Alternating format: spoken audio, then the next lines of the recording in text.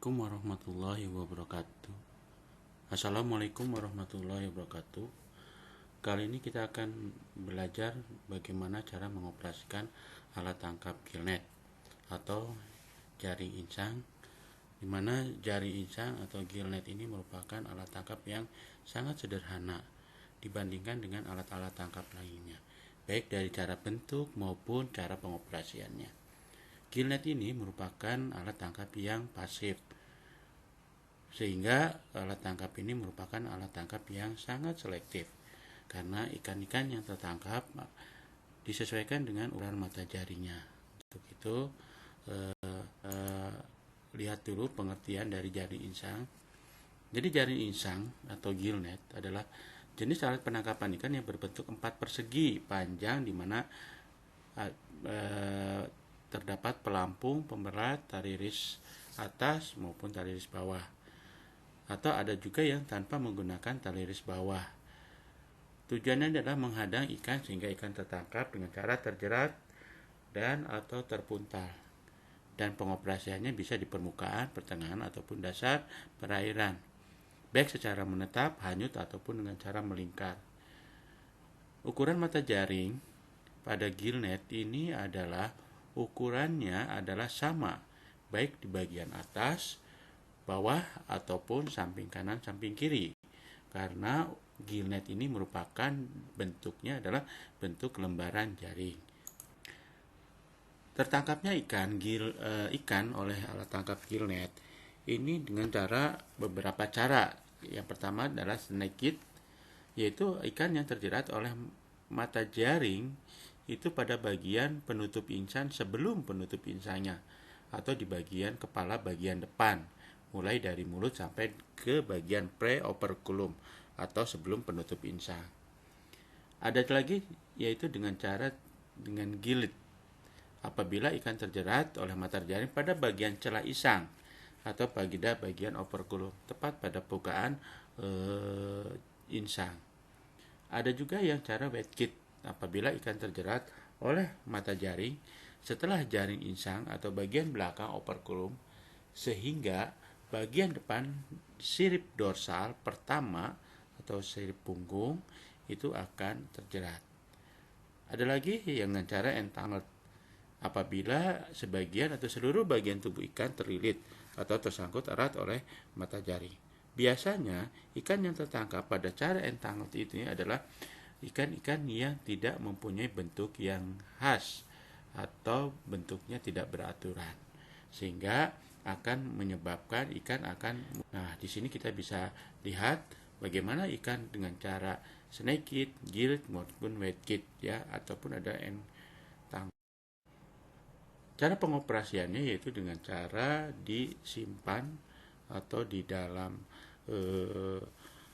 konstruksinya, yaitu di baris ya, atau dijejarkan dengan beberapa piece atau beberapa lembaran. Tahapan-tahapan pengoperasian gillnet ini itu mulai dari persiapan, yaitu persiapan di darat berupa perbekalan, dokumen, dan ABK. Perbekalan di sini adalah perbekalan selama kapal beroperasi di laut. Begitu juga dokumen seperti dokumen kapal ataupun dokumen ABK. Begitu juga dengan ABK. Persiapan di laut juga yaitu dengan penentuan daerah penangkap ikan, penataan jaring di kapal. Penentuan daerah penangkapan ikan ini sangat penting, yaitu untuk persiapan penentuan daerah penangkapan ikan ini akan menentukan keberhasilan suatu penangkapan ikan. Begitu juga dengan penataan jaring di kapal, itu dilakukan persiapan selama pengoperasian alat tangkap. Yang selanjutnya adalah setting atau pemasangan jaring di dalam air. Setting terdiri dari penurunan jaring, yaitu menurunkan jaring dengan cara mengulurkan jaring mulai dari pelampung tanda, tali selambar, jaring pertama atau jaring yang ujung, selanjutnya sampai ke jaring yang paling ujung atau selambar yang terakhir. Setelah jaring itu diturunkan, langkah selanjutnya adalah kita menunggu jaring supaya ikan-ikan yang ada dapat terjerat pada bagian jaring. Untuk itu perlu kita mengetahui kira-kira sudah berapa lama jaring itu tertangkap atau ikan tertangkap pada jaring. Karena ini sangat menentukan kesegaran dari ikan.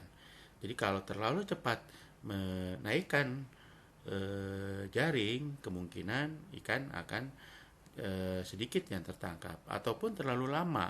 Apabila terlalu lama di dalam air atau menunggu jaring di dalam air, akibatnya apabila banyak ikan yang tertangkap akan cepat membusuk karena ikan yang terjerat di dalam jaring akan cepat mati atau akan cepat membusuk. Selanjutnya adalah hauling, menaikkan jaring. Menaikkan jaring yaitu menaikkan jaring ke atas dek kapal. Setelah ikan naikkan di atas dek kapal, maka selanjutnya adalah penanganan hasil tangkapan.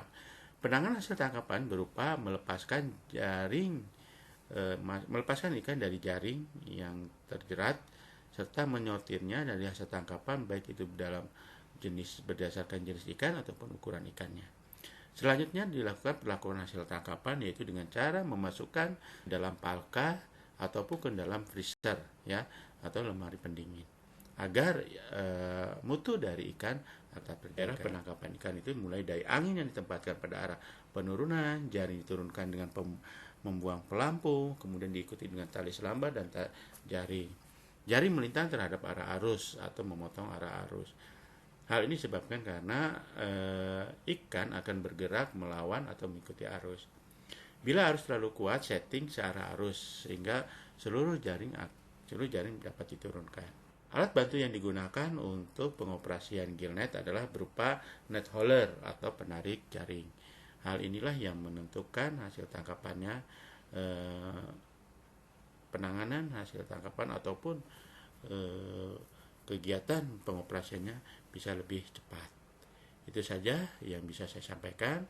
Terima kasih. Wabillahi taufiq wal hidayah. Wassalamualaikum warahmatullahi wabarakatuh.